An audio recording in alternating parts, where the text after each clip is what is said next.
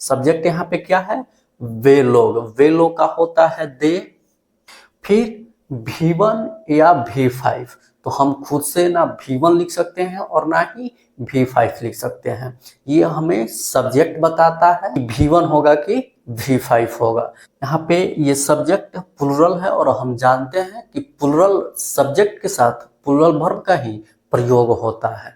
तो last lectures में हम ये पढ़ चुके हैं कि वर्ब का जो ओरिजिनल फॉर्म होता है, जिसे हम वर्ब का फर्स्ट रूप बोलते हैं, वह प्रेजेंट टेंस प्लुरल नंबर होता है, जिसका प्रयोग subject I, we, you, they and plural number के साथ होता है। तो यहाँ पे हमें V1 का प्रयोग करना है। यहाँ पे मुख्य क्रिया क्या है, पसंद करना, जिसका लाइक होता है। लाइक जो होता है वर्ब का ओरिजिनल फॉर्म है, जिसे हम वर्ब का फर्स्ट रूप भी बोलते हैं। आज हम सिंपल प्रेजेंट टेंस में मेन वर्ब के साथ इन्फिनेटिव को पढ़ेंगे।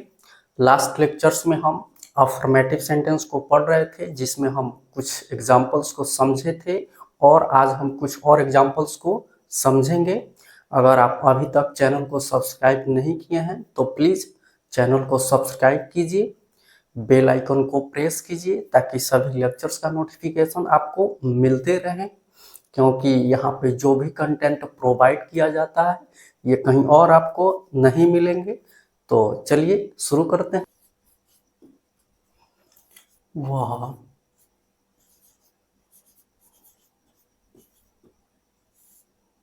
बच्चों को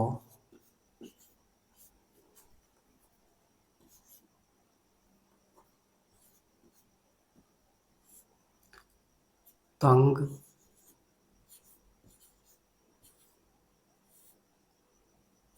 करने के लिए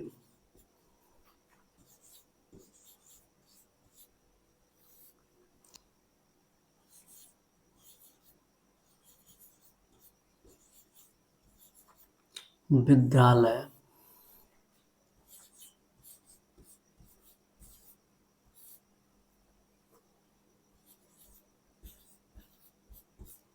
आती है।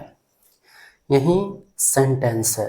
तो हम यहाँ पे पढ़ रहे हैं ऐसे वाक्य जिसमें दो क्रियाएं होंगे। मुख्य क्रिया का अनुवाद हमें सिंपल प्रेजेंट टेंस में करना है, और जो दूसरी क्रिया है उसका अनुवाद हमें इन्फिनेटिव में करना है। तो देखिए हम यहाँ पे कैसे पहचानेंगे कि इस सेंटेंस में कौन सी मुख्य क्रिया है और कौन सी वह दूसरी क्रिया है जिसका अनुवाद हमें इन्फिनेटिव में करना है। तो देखिए इस सेंटेंस में हिंदी क्रिया के अंत में आया है ती है। इसी से पता चलता है कि ये सेंटेंस जो है सिंपल प्रेजेंट टेंस में है, और जिस हिंदी क्रिया के अंत में ता है, ती है, ते है, ताहू, तेहो रहता है, वही मेन वर्ब होता है। तो यहाँ पे आती जो है मेन वर्ब होगा, आना मेन वर्ब होगा। इसके बाद हमें उस दूसरी क्रिया को खोजना है, पहचानना है, जिसका अनुवाद हमें इन्फिनेटिव में करना है। तो जिस हिंदी क्रिया के अंत में ना, ने, नी लगा होता है वही इन्फिनेटिव में होता है, उसी का प्रयोग हमें इन्फिनेटिव 2 प्लस V1 में करना होता है। तो देखिए यहाँ पे तंग करने, अंत में ने लगा हुआ है, तो यही वह दूसरी क्रिया है जिसका अनुवाद हमें इन्फिनेटिव में करना है। इसके जस्ट बाद हमें टाइप्स ऑफ सेंटेंस पता करना होता है। देखिए ये सेंटेंस है कि वह बच्चों को तंग करने के लिए विद्यालय आती है। ये यहाँ पे स्वीकार किया गया है, एक्सेप्ट किया गया है। तो ये सेंटेंस अफर्मेटिव होगा। जैसे ये पता चले कि ये सेंटेंस अफर्मेटिव है, इसका जो भी रूल्स होता है हमें याद आ जाना चाहिए। क्या है रूल्स इसका, subject plus V1 V5 plus object plus infinitive 2 plus V1 plus object. तो देखिए यहाँ पे सबसे पहले हमें सब्जेक्ट लिखना है। सब्जेक्ट यहाँ पे क्या है, वह का ही भी होता है, सी भी होता है और इट भी होता है। तो ये सेंटेंस से पता चलेगा कि यहाँ पे हमें किसका प्रयोग करना है। तो देखिए यहाँ पे लिखा हुआ है आती है, मतलब एक फीमेल है, तो फीमेल के लिए वह का सी होता है, तो यहाँ पे होगा सी। उसके बाद V1 या V5। तो हम खुद से ना V1 का प्रयोग कर सकते हैं और ना ही V5 का प्रयोग कर सकते हैं। इसके लिए हमें सब्जेक्ट चाहिए। सब्जेक्ट ही बताता है कि यहाँ पे V1 का प्रयोग होगा कि V5 का प्रयोग होगा। यहाँ पे सब्जेक्ट है C, जो थर्ड पर्सन सिंगुलर नंबर है। हम लास्ट लेक्चर्स में जब हम अफर्मेटिव सेंटेंस पढ़ रहे थे तो वहाँ पे हम ये पढ़ चुके हैं कि जो V5 होता है ये वर्ब का ओरिजिनल फॉर्म जिसे हम V1 बोलते हैं उसके अंत में S या ES जोड़ करके बनाया जाता है, जो प्रेजेंट टेंस में थर्ड पर्सन सिंगुलर नंबर होता है, जिसका प्रयोग subject he, she, it and singular number के साथ होता है। तो यहाँ पे V5 का ही प्रयोग होगा। यहाँ पे वर्ब है क्या? मुख्य वर्ब आना है। आना का होता है कम, जो वर्ब का ओरिजिनल फॉर्म होता है, और इसके अंत में हमें एस जोड़ करके इसे वर्ब का पांचवा रूप बनाना है जो सिंगुलर होता है। तो हो जाएगा कम्स।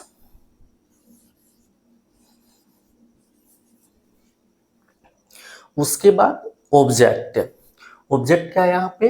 तो विद्यालय आती है, तो विद्यालय यहाँ पे ऑब्जेक्ट है। अब देखिए हम कहीं भी जाते हैं या आते हैं, वह जगह अगर निश्चित होता है, हमारा डेस्टिनेशन निश्चित होता है, तो कम या गो के बाद हमें टू का प्रयोग करना होता है। तो यहाँ पे हो जाएगा टू। उसके बाद इस विद्यालय का स्कूल, फिर इन्फिनेटिव 2 प्लस V1, तो 2। यहाँ पे इन्फिनेटिव में किसको यूज करना है? तो तंग करने, इसके अंत में ने आया है तो इसी का प्रयोग हमें इन्फिनेटिव में करना है। तो तंग करना का होता है वैक्स, जो वर्ब का ओरिजिनल फॉर्म होता है जिसे हम वर्ब का फर्स्ट रूप भी बोलते हैं। तो 2 और V1 की जगह पे हो जाएगा वैक्स। फिर ऑब्जेक्ट। ऑब्जेक्ट क्या है? तो किसको तंग करने आती है? तो बच्चों को। बच्चों यहाँ पे इन्फिनेटिव का ऑब्जेक्ट है, तो हो जाएगा द चिल्ड्रन।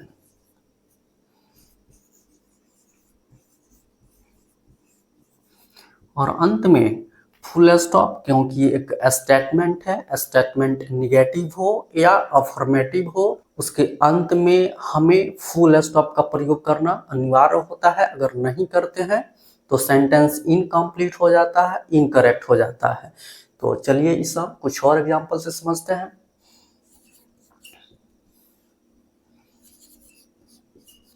आप अपने दोस्त के प्यार को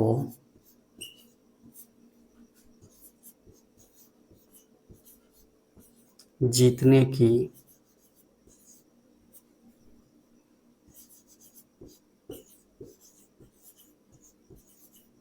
कोशिश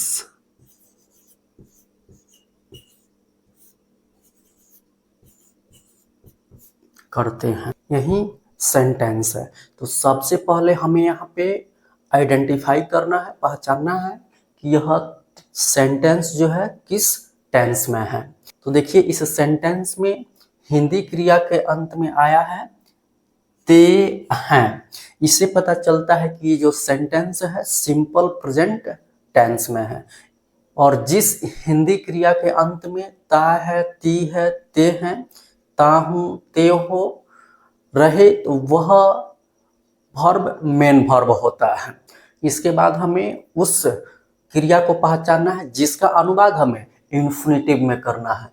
तो जिस हिंदी क्रिया के अंत में ना, ने, नी लगा होता है, उसी क्रिया का अनुवाद हमें इन्फिनेटिव में करना होता है। तो देखिए यहाँ पे जीतने के अंत में ने लगा हुआ है, तो इसी क्रिया का अनुवाद हमें इन्फिनेटिव 2 प्लस V1 में करना है। ठीक है। इसके बाद हमें टाइप्स ऑफ सेंटेंस पता करना चाहिए। तो देखिए ये सेंटेंस जो है यहाँ पे एक्सेप्ट किया गया है कि आप अपने दोस्त के प्यार को जीतने की कोशिश करते हैं। तो ये सेंटेंस अफर्मेटिव हुआ। जैसे ये पता चले कि ये सेंटेंस अफर्मेटिव है, इसका जो भी रूल्स होता है हमें याद आ जाना चाहिए। क्या है रूल्स इसका? Subject plus V1 V5 plus object plus infinitive 2 plus V1 plus object. तो सबसे पहले यहाँ पे हमें सब्जेक्ट लिखना है। सब्जेक्ट क्या है? आप। आपका होगा यू। उसके बाद V1 या V5, तो हम खुद से ना V1 का प्रयोग कर सकते हैं और ना ही V5 का प्रयोग कर सकते हैं। ये हमें सब्जेक्ट बताता है कि V1 का प्रयोग होगा कि V5 का प्रयोग होगा। तो यहाँ पे जो U है ये सेकंड पर्सन है। तो हम लास्ट लेक्चर्स में ये पढ़े थे कि वर्ब का जो ओरिजिनल फॉर्म होता है, जिसे हम वर्ब का फर्स्ट रूप बोलते हैं, जो प्रेजेंट टेंस प्लूरल नंबर में होता है, जिसका प्रयोग subject I, we, you, they and plural number के साथ होता है। तो यहाँ पे V1 का प्रयोग होगा यू के साथ। अब यहाँ पे मुख्य क्रिया क्या है? तो कोशिश करना, यही मुख्य क्रिया है। तो कोशिश करना का होता है ट्राई, जो वर्ब का ओरिजिनल फॉर्म होता है, जिसे हम वर्ब का फर्स्ट रूप भी बोलते हैं, तो हो जाएगा ट्राई। अब यहाँ पे इस मेन वर्ब का कोई ऑब्जेक्ट नहीं है, ठीक है। तो इसके बाद हमें इन्फिनेटिव का प्रयोग करना है, 2 प्लस V1। तो 2 इन्फिनेटिव में किस क्रिया का अनुवाद करना है? तो जिसके अंत में ना, ने, नी लगा हो। तो देखिए यहाँ पे जीतने के अंत में ने लगा हुआ है, तो इसी क्रिया का अनुवाद हमें इन्फिनेटिव में करना है। तो जीतना का क्या होता है? विन, जो वर्ब का ओरिजिनल फॉर्म होता है, जिसे हम वर्ब का फर्स्ट रूप बोलते हैं। तो 2 उसके बाद V1 हो जाएगा विन। फिर ऑब्जेक्ट, यहाँ पे इन्फिनेटिव का जो ऑब्जेक्ट है ये है अपने दोस्त के प्यार को। इस ऑब्जेक्ट में पोजेसिव केस ऑफ नाउन का प्रयोग हुआ है। यहाँ पे दोस्त का जो संबंध है प्यार के साथ बताया जा रहा है, ठीक है। तो यहाँ पे हम ऑफ का प्रयोग करेंगे। जब भी हम पोजेसिव बताने के लिए, संबंध बताने के लिए ऑफ का प्रयोग करते हैं, तो सबसे पहले हम द को लिखते हैं। तो यहाँ पे हो जाएगा द।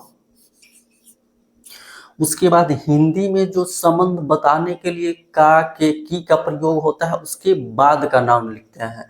तो यहाँ पे के का प्रयोग हुआ है। के बाद जो है प्यार, उसको लिखेंगे कि द लव, ठीक है। फिर इस के का लिखते हैं, तो के का हो जाएगा ऑफ। फिर इस के पहले जो है उसको लिखेंगे अपने दोस्त। तो यहाँ पे आपके लिए अपने का जो पॉजेसिव एडजेक्टिव होता है ये योर होता है, ठीक है। तो हो जाएगा योर फ्रेंड। और अंत में फुल स्टॉप, क्योंकि एक स्टेटमेंट है, स्टेटमेंट चाहे निगेटिव हो या अफर्मेटिव हो, उसके अंत में हमें फुल स्टॉप का प्रयोग करना अनिवार्य होता है। चलिए इसे हम एक और एग्जांपल से समझते हैं। वे लोग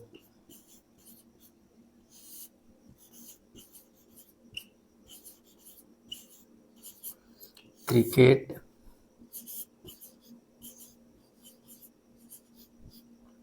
खेलना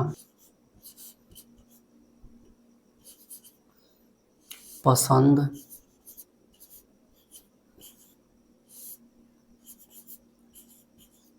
करते हैं। यही सेंटेंस है। तो सबसे पहले हमें ये आइडेंटिफाई करना है, पहचानना है कि सेंटेंस किस टेंस में है। तो देखिए इस सेंटेंस में वर्ब के अंत में आया है ते हैं। इससे पता चलता है कि ये सिंपल प्रेजेंट टेंस में है। और जिस हिंदी क्रिया के अंत में ता है, ती है, ते है रहता है वही मेन वर्ब होता है। फिर हमें उस दूसरी क्रिया को पहचानना है जिसका अनुवाद हमें इन्फिनेटिव में करना है। तो जिस हिंदी क्रिया के अंत में ना, ने, नी लगा होता है वही इन्फिनेटिव में होता है, उसी का अनुवाद हमें इन्फिनेटिव में करना होता है। तो देखिए यहाँ पे खेलना के अंत में ना आया है, तो इस खेलना का अनुवाद ही हमें 2 प्लस V1 इन्फिनेटिव में करना है। इसके जस्ट बाद हमें टाइप्स ऑफ सेंटेंस पता करना चाहिए।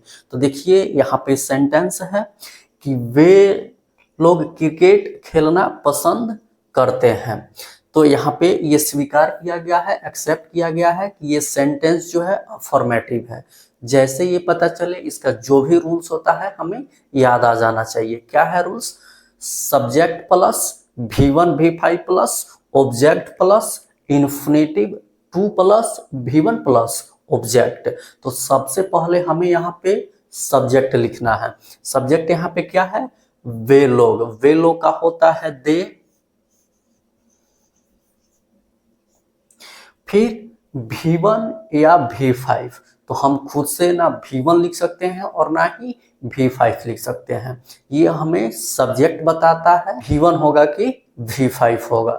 यहाँ पे ये सब्जेक्ट प्लुरल है और हम जानते हैं कि प्लुरल सब्जेक्ट के साथ प्लुरल वर्ब का ही प्रयोग होता है। तो लास्ट लेक्चर्स में हम ये पढ़ चुके हैं कि वर्ब का जो ओरिजिनल फॉर्म होता है, जिसे हम वर्ब का फर्स्ट रूप बोलते हैं, वह प्रेजेंट टेंस प्लुरल नंबर होता है, जिसका प्रयोग subject I, we, you, they and plural number के साथ होता है। तो यहाँ पे हमें V1 का प्रयोग करना है। यहाँ पे मुख्य क्रिया क्या है? पसंद करना, जिसका लाइक होता है। लाइक जो होता है वर्ब का ओरिजिनल फॉर्म है, जिसे हम वर्ब का फर्स्ट रूप भी बोलते हैं। तो हो जाएगा लाइक। उसके बाद ऑब्जेक्ट। तो यहाँ पे मेन वर्ब का मुख्य क्रिया का कोई ऑब्जेक्ट नहीं है, तो फिर हम इन्फिनेटिव का प्रयोग करेंगे। तो इन्फिनेटिव में होता है 2 प्लस V1, तो 2, और यहाँ पे वह कौन सा वर्ब है जिसका अनुवाद हमें इन्फिनेटिव में करना है? तो देखिए यहाँ पे खेलना है, जिसके अंत में ना लगा हुआ है, तो इसी का अनुवाद हमें इन्फिनेटिव में करना है। तो खेलना का क्या होता है?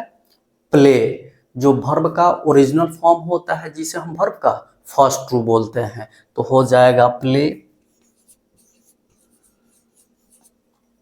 उसके बाद ऑब्जेक्ट। यहाँ पे इन्फिनेटिव का जो ऑब्जेक्ट है क्रिकेट है, क्योंकि खेलना का जो प्रभाव है क्रिकेट पे पड़ रहा है, तो क्रिकेट यहाँ पे इन्फिनेटिव का ऑब्जेक्ट होगा। तो हो जाएगा क्रिकेट। और अंत में फुल स्टॉप, क्योंकि एक स्टेटमेंट है। स्टेटमेंट चाहे नेगेटिव हो या अफर्मेटिव हो, उसके अंत में हमें फुल स्टॉप का प्रयोग करना अनिवार्य होता है। अगर नहीं करते हैं तो फिर सेंटेंस इनकम्प्लीट हो जाता है, इनकरेक्ट हो जाता है। तो आज यहीं तक रहने देते हैं। फिर नेक्स्ट लेक्चर में हम सिंपल प्रेजेंट टेंस में नेगेटिव सेंटेंस को पढ़ेंगे और ऐसे ही एग्जाम्पल से समझेंगे। अगर लेक्चर अच्छा लगा हो तो शेयर कीजिए, लाइक कीजिए, कमेंट कीजिए, चैनल को सब्सक्राइब कीजिए, बेल आइकन को प्रेस कीजिए, ताकि सभी लेक्चर्स का नोटिफिकेशन आपको मिलते रहे। हमारे साथ बने रहने के लिए आप सभी को बहुत बहुत धन्यवाद। Okay, thanks.